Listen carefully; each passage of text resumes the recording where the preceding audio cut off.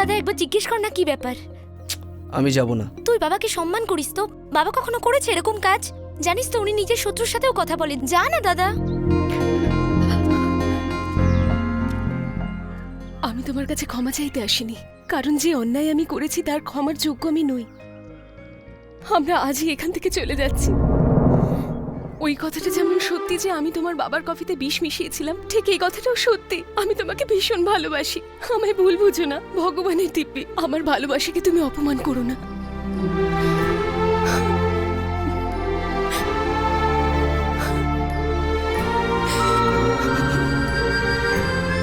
ভাই তোমায় কিছু বলতে চাই।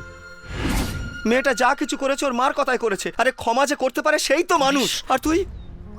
আমার বাড়ি, আমার মন্দির, আমার বাবা মা, আমার ভগবান।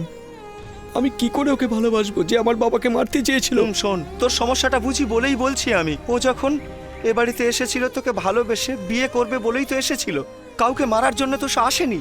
এখন তুই বল, তুই ওকে কোনোদিনও কি ভুলতে পারবি? না, কিন্তু তফাৎ এইটুকু, আমি যে রাধিকাকে ভালোবেসেছিলাম সেও নয়।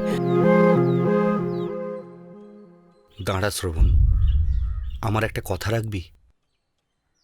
রাধিকাকে বাড়িতে ফিরিয়ে আন।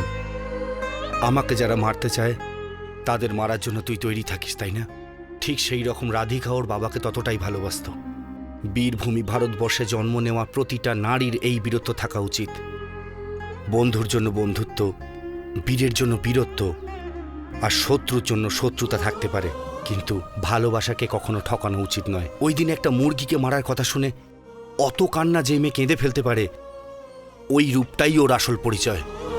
প্রথমে মেয়েটাকে আমিও পছন্দ করতাম না, কিন্তু যেদিন সবকিছু ছেড়েও আমার পরিবারে এলো, তখন ওর ভালোবাসাকে আমি সম্মান জানিয়েছি। বাকি জীবন এখন সুখী রাখার দায়িত্ব আমাদের। যা, ওকে ফিরিয়ে নিয়ে আয় বাবা, যা।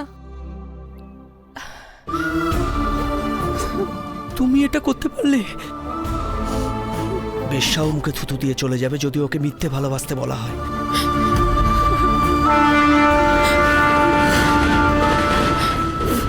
আমি আর বেঁচে থাকতে চাই না। আর তাছাড়া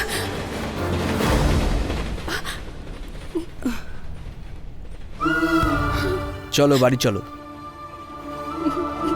বাবা ডেকেছেন, চলো বাড়ি চলো। এমন কাজ কেন করলে? সব সময় ভুল সিদ্ধান্ত নাও, আমাকে টেনশনে ফেলো। জানো যে আমি তোমাকে ছাড়া বাঁচবো না।